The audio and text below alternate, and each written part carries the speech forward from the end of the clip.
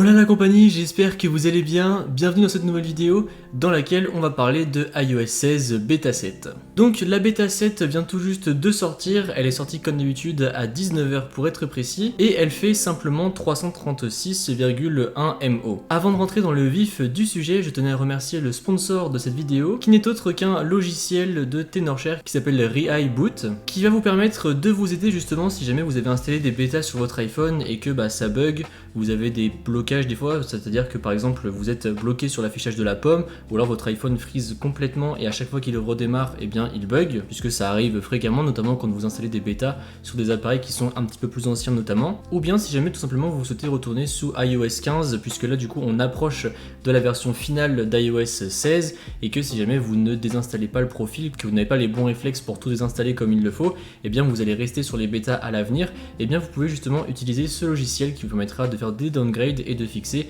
tous les problèmes qu'il pourrait y avoir sur votre iPhone. Il vous permettra aussi de sortir du mode de récupération ainsi que d'effectuer des réinitialisations de votre iPhone si jamais vous avez besoin. En tout cas, un grand merci à eux d'avoir sponsorisé la vidéo, je vous mettrai un lien dans la description si jamais ça vous intéresse. Pour en revenir à notre bêta 7, donc je vous le disais, 336,1 MO, donc relativement léger, et si jamais vous allez dans les réglages, comme d'habitude, on descend jusqu'à dans Général, Information, puis on clique sur version d'iOS, vous pouvez voir que désormais on est sous la version iOS 16, et c'est là que c'est très intéressant, on a la version 20A 535.6A. Et donc comme je vous l'ai déjà expliqué dans les précédentes bêtas, cette lettre A est justement très importante puisque ça veut dire qu'on est très proche de la fin. Puisque quand on commence on est à peu près à H, J, ça va dépendre un petit peu du logiciel, et donc là du coup on est à la lettre A et ça pourrait signifier pas mal de choses. Bon déjà en ce qui concerne les nouveautés, malheureusement j'ai eu beau chercher pendant là du coup les 2 heures que la bêta est sortie, je n'ai absolument rien trouvé, que ce soit dans les réglages, dans les pourcentages de la batterie, dans les customisations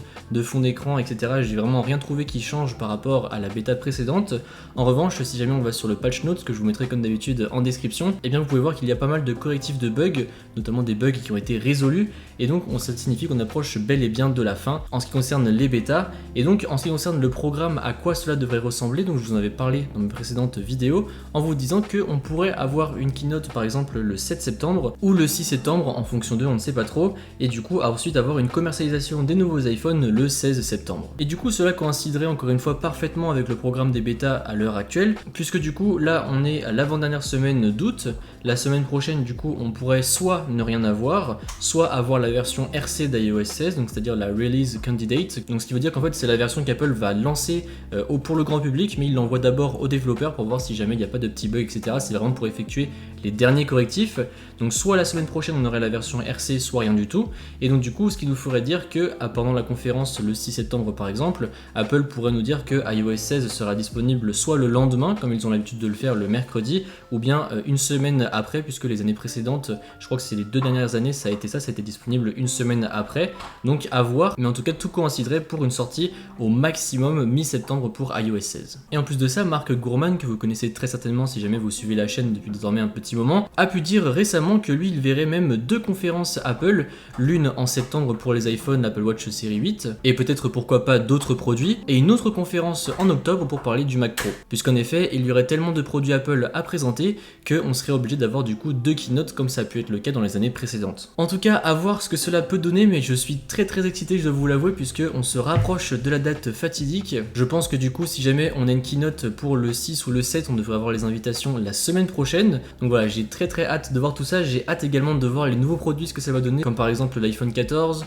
les Watch, même si personnellement je ne suis pas un grand fan, voir pourquoi pas s'il y a d'autres produits comme des nouveautés iPad, et voir si justement on aurait le droit à ce fameux Mac Pro dont quelques personnes commencent à parler. Bref, en tout cas on en parlera bien évidemment sur la chaîne. Donc sur ce, je vous invite à vous abonner et à mettre la cloche pour ne pas manquer les prochaines vidéos, et moi je vous dis à bientôt dans une prochaine vidéo. Allez, salut!